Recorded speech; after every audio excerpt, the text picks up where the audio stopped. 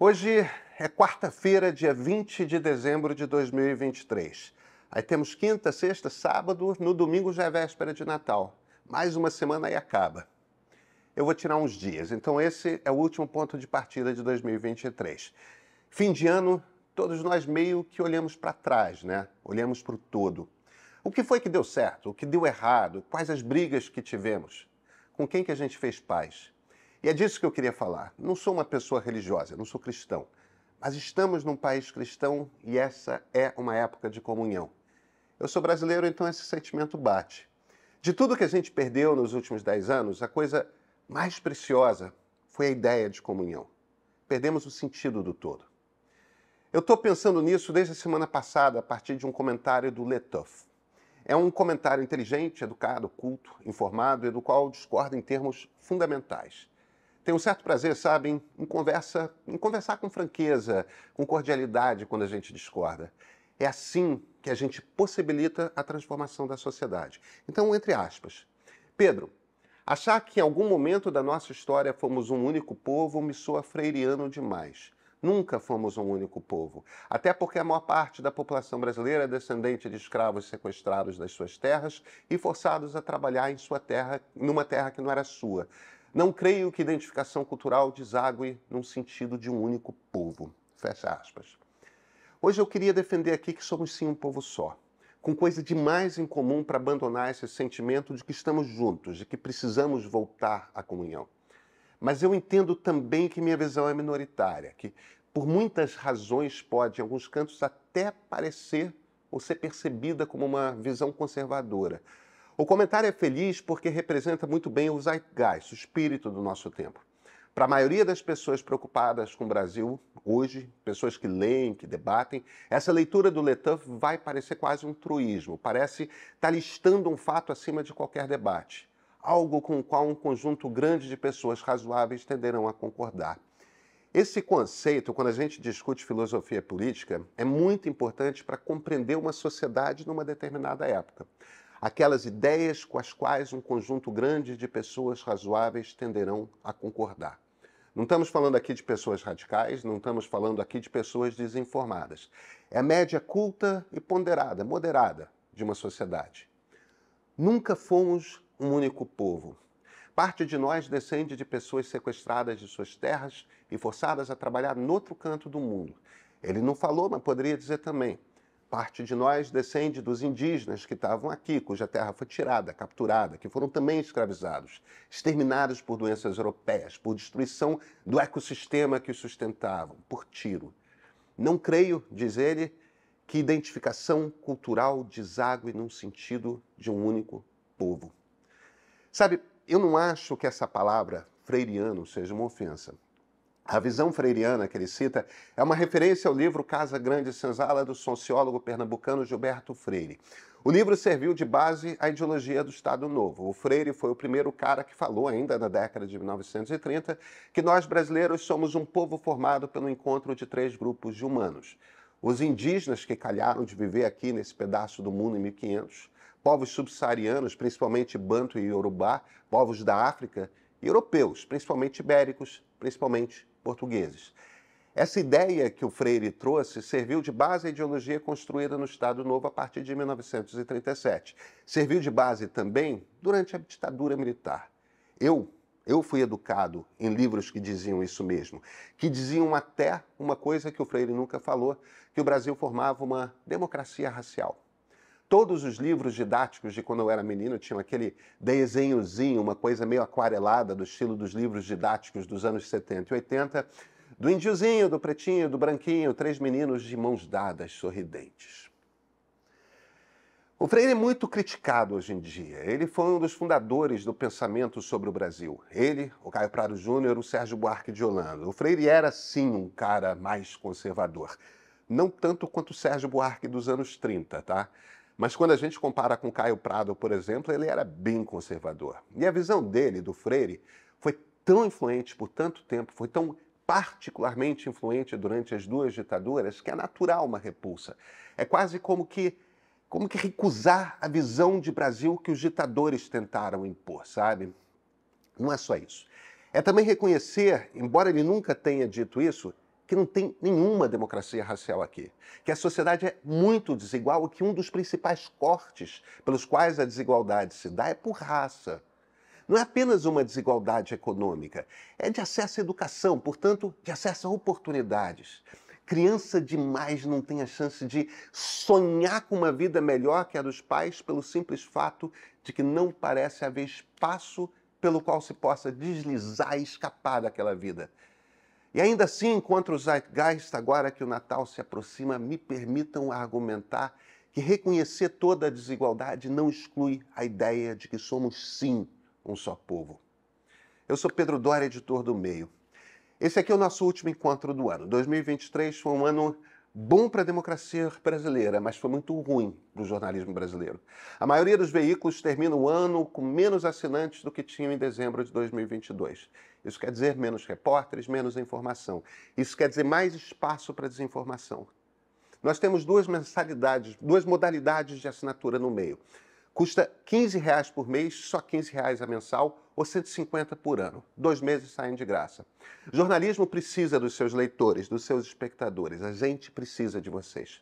E olha, se você fizer assinatura anual até o dia 31, ganha o livro das charges de 2023. Livro físico mesmo, todas as charges que o Meio publicou durante um ano.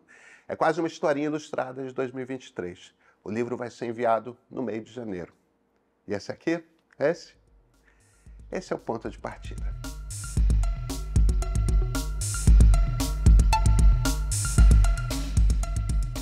Por que freiriano? Por que não uma coisa darciana, Darcy Ribeiro? A gente costuma pensar no Darcy como um camarada da educação, né? Pai dos CIEPs, trabalhista como só, janguista como só, brisolista como só, um político nacionalista de esquerda. Mas antes de tudo isso, ele era um antropólogo, um grande antropólogo, e escreveu um livro chamado O Povo Brasileiro. E o argumento que ele fazia começa pelo mesmo ponto que o Freire. Somos um conjunto miscigenado de pessoas que formam um só povo brasileiro. Sabe, imediatamente antes do Gilberto Freire aparecer com Casa Grande e Senzala, o Brasil estava ideologicamente no mesmo lugar em que boa parte das democracias ocidentais. Havia uma convicção naquele início do século XX de que miscigenação era um problema. O início da República adotou uma política de branqueamento da população proposital, trazendo gente da Europa para isso. O mundo era eugenista. Quando o Freire apareceu dizendo que somos um povo que nasce do encontro de 3 raças, aquilo era radical. Quando ele falava com admiração desse encontro, aquilo era muito radical. Muitas vezes no livro ele parece não reconhecer o tamanho da dor e da tragédia da escravidão. Aos nossos olhos de século XXI, isso é tão patentemente absurdo. Mas exato um século atrás, quando ele estava estudando para escrever esse livro, olhar para a mistura de grupos humanos, de cores de peles humanas, e ver isso de forma positiva era radical, era novo. O Getúlio abraça esse conceito no Estado Novo no mesmo momento em que Adolf Hitler estava consolidando seu poder na Alemanha. A Europa toda estava se fascistizando. Nos Estados Unidos é o auge da influência da Ku Klux Klan no sul do país. E o Brasil estava inventando a celebração da democracia racial. Era cínico? Era. Queria passar uma borracha no extermínio que representou a escravatura? Sim. Mas era radical e estava no caminho certo. O Darcy vai muito mais longe do que o Freire. Ele diz que ser brasileiro é estar profundamente conectado com a diversidade cultural do país. É ser miscigenado e viver essa miscigenação, assumir a miscigenação. Não é uma coisa de celebrar, sair em passeata gritando slogans. É viver a miscigenação todos os dias, no cotidiano. Sabe, o Letouf lembra que a gente não pode ignorar que muitos brasileiros descendem de gente que foi sequestrada na África. Mas quem são esses brasileiros? Eu sou um deles. E não é muito longe, descendo diretamente de 2 mulheres escravizadas durante o século XIX, descendo delas e de homens brancos que não eram seus maridos, homens com os quais talvez elas não escolhessem casar, eu não tenho como saber. Mas homens que registraram seus nomes nas certidões de batismo das crianças que teriam filhos, netos, bisnetos, até o nascer. Eles não se esconderam porque não havia razão na cabeça deles, naquela sociedade, para negar que eram pais daquelas crianças. Se aquele registro não tivesse ocorrido, eu possivelmente nunca saberia. Descendo também de mulheres indígenas nos séculos XVI e XVII, Dessas eu não tenho pistas de quem são. Tenho só o que o meu código genético diz, que tenho aqueles genes. Pelos lugares em que minhas famílias de pai e mãe estavam nesse tempo, possivelmente eram pessoas de algum canto entre a Bahia e o Sudeste. Assim como sou português e sou italiano, sou também banto e tupi. E isso só diz uma coisa a meu respeito, que não sou português ou italiano ou banto ou tupi. Quer dizer que eu sou brasileiro. Quando falamos que 56% de nós brasileiros somos negros, o que queremos dizer é o seguinte: de acordo com o IBGE, dados de 2022, 45% de nós se declaram pardos, 43% se declaram brancos e 11% se declaram pretos. Some pretos e pardos dá mais de metade da população. Eu me declarei branco. O fato da minha pele ser branca me trouxe vantagens. O fato de eu vir de uma família em que as pessoas têm alta escolarização há várias gerações me trouxe muito mais vantagens.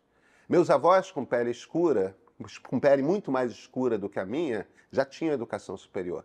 E isso no Brasil sempre embranqueceu as pessoas aos olhos dos outros. A gravata e o diploma embranquecem. Mas sejamos brancos, pardos ou negros pela cor da pele, somos todos ou quase todos mestiços. Descendentes de povos muito diversos e culturas muito distintas, somos quase todos. O mais preto, o mais branco, se está há gerações o suficiente no Brasil, descende da mistura que somos. A tragédia da escravidão está dentro de quase todos nós. Isso quer dizer que lidar com suas consequências é a missão coletiva de todos nós. Sempre que a gente organiza uma visão de mundo a partir de uma ideia de como a humanidade funciona, de como a sociedade se organiza, de que valores deveriam nos guiar, isso será uma ideologia. E a gente não consegue ter uma ideia de que o Brasil é, quais são os seus problemas e como resolvê-los, se não usarmos, em essência, uma ideologia. Ideologias são ferramentas, lentes que usamos para poder dar conta de entender como o mundo funciona. O que o Estado Novo e a ditadura militar propunham com a ideia de democracia racial era uma ideologia. Mas a visão no comentário do Lula Tuff é também baseada numa ideologia. Às vezes a gente tem tido, sabe, uma visão negativa de ideologia. Mas olha, o contraponto que eu estou fazendo, a defesa de que sim, somos um só povo, também ela é ideológica. Meu ponto aqui é o seguinte: a afirmação nunca fomos um único povo não está acima de qualquer debate, porque ela, em essência, é uma afirmação ideológica. De maneiras distintas, as visões dominantes, tanto na direita quanto na esquerda hoje, partem da ideia de que não somos um só povo. Isso não é só no Brasil. Nos tribalizamos. Nos vemos como grupos de identidades específicas em oposição aos outros com os quais convivemos num só país. Estamos escolhendo demarcar nossas diferenças. Não creio, estou voltando aqui ao comentário, que identificação cultural deságue num sentido de um único povo. Mas identificação cultural é justamente um dos itens que define o que é um povo. Um povo é quem convive numa mesma sociedade, compartilha de uma mesma cultura, tem em comum uma mesma história, está organizado pela mesma estrutura política. Se eu falo asa branca, vocês sabem de cara os primeiros acordes. Se falo de como o Galvão Bueno gritava o nome do Senna no momento da vitória, vocês começam a ouvir o grito nas suas memórias. Um argentino não sabe essas coisas. Não é que um francês não saiba, um americano, um chinês. Não. Um uruguaio não sabe nada disso. Um paraguaio, um colombiano, um venezuelano, eles não sabem o que é ser brasileiro. Eles estão aqui ao lado. Eles não sabem, em 2 minutos, como é o gosto de uma feijoada. Não sabem como bate bem uma laranja e um gole de cachaça para digerir melhor. Nós sabemos. A feijoada, que é um prato de escravizados pretos servido com linguiça portuguesa e farofa tupi. Se não é para ficar com Freire, vamos ficar com Darcy. Nós somos um só povo. Temos coisa demais em comum. Sim, o país é desigual, sim, há racismo. Se for menos desigual, se for menos racista, vai ser melhor para todo mundo. A violência cai, a economia melhora, tem mais gente feliz na rua, a gente convive com menos injustiça. Faz bem. O caminho começa com cuidar melhor do lugar, do mato, começa com cuidar melhor das pessoas, com ensinar, com abrir portas que permitam às crianças sonharem e serem melhor do que os seus pais. Mas se a gente abandona o que temos em comum, e o que temos em comum é que somos um povo mestiço, um só povo que nasce de muitos povos, o que a gente é demais. Vou tirar meus dias. Primeiro Praia Baiana com os meninos, depois Serra no Rio, só eu e a Lia. Feliz Natal, próspero Ano Novo para todos nós, brasileiros.